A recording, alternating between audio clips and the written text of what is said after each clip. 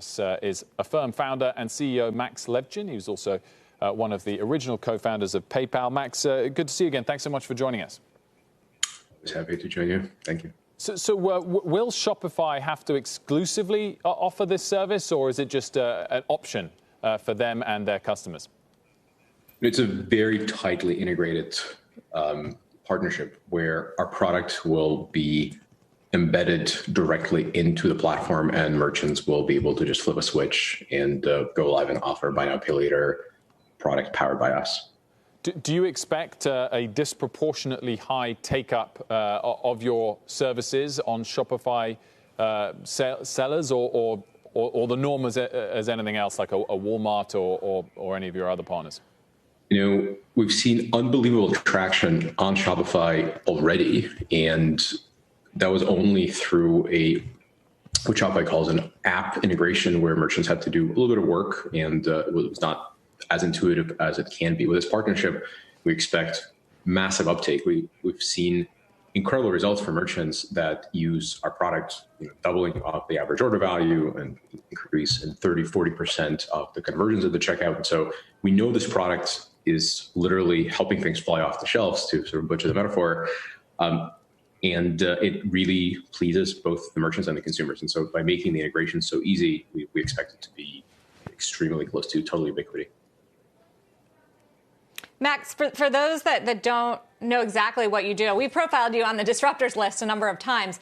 Explain your product and what differentiates it from other credit card companies, and what this Shopify deal actually looks like for consumers who are going online shopping right now. Sure. So Affirm has been at it for almost a decade, and our mission has always been the same. We wanted to bring transparency and honesty into consumer finance. And frankly, it's easy to do that because majority of credit card companies do not provide transparency. Their business model is basically right there in their fine print. It is their business model. It's all about hidden charges and unexpected fees and late fee revenue and things like that. And we wanted to just throw that away and reinvent it from scratch. And so when you use Affirm, you find us at the point of sale, and many, many retailers now, and soon to be literally nearly 1 million, thanks to this amazing partnership that we just struck, where you will be able to choose Affirm between us and all the other payment types, like the Visa, MasterCard, of course, where unlike the other payment types, you know exactly what the price will be, you know exactly what the schedule will be. And it's a payment plan where you pay over as short as 6 weeks and as long as 3.5 years. That is merchant's choice. They personalize the term of the transaction to the amount and the consumer. And it is completely devoid of any gimmicks and tricks. It's designed to be clear and simple, and it's seen amazing traction among young people. Max, clearly there's been a massive uptick in digital adoption over the last 3 or 4 months, and I've seen that you've said before that you don't think that will reverse. But I wonder whether or not you think it has just brought forward a huge amount of growth for various tech-enabled platforms or tech companies, and that will now plateau at some point when lockdown ends for a matter of months or a matter of years. Absolutely. I'll contradict myself just from the last answer. So as I said, Affirm initially saw an enormous amount of traction with young people. The interesting thing is that this pandemic resulted in kind of a inadvertent bringing into the 21st century of all sorts of other demographics. My mom is 72 years old, and she's not exactly your typical online shopaholic, and she's suddenly surrounded by boxes that come in the mail, and that's how she gets just about everything she needs to get now. And that's great. She was probably not a typical Affirm customer, and now she suddenly is very aware of its existence, and this is true for millions and millions of people. So I do think the shift from offline to online spend is very powerful. I think it's here to stay. I think we just leapfrogged maybe 2 or 3 years worth of e-commerce growth, and it's not going to diminish. I do think that will eventually slow down a little bit.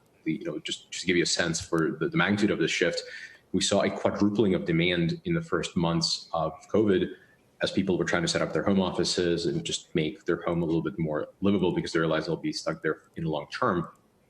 But I don't think the trend is going to reverse. I think even retailers that are traditionally very anchored to their real estate assets, their leases, their sort of showrooms, are now starting to think that they have to reinvent the experience. Your showroom may well become a warehouse. Maybe it's buy now and return in store, or buy online, exchange in store or buy in store, return online. All these new models that are being tried have now been propelled to the primary model as opposed to something that they eventually have to get to.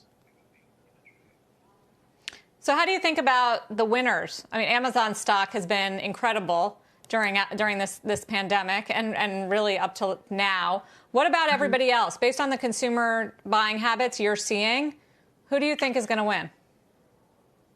I think the biggest winners are the platforms. If you look at retailers writ large, those that are just starting out and saying, I have just a thing, people are going to need to buy it because they're stuck at home, and this is anything from utility to entertainment, or very large retailers that are saying, you know what, forget this replatforming idea. I'm not going to homebrew my own e-commerce platform and try to stitch it back to my old school warehouse system. I'm just going to go switch to something like Shopify.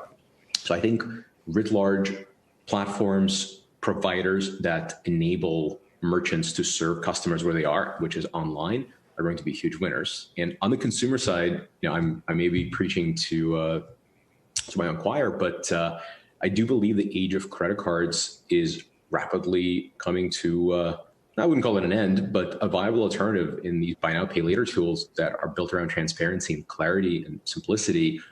It's no longer a niche. It's something that is massive and a real movement. We're seeing traction. And this new partnership is just confirmation that people want transparency in their payments. They don't want to pay late fees. They don't want to find that 0% isn't truly 0%, so on and so forth. And so I expect companies like Affirm to benefit tremendously from all this change. Max, thanks so much for joining us. Much appreciated. Thank you.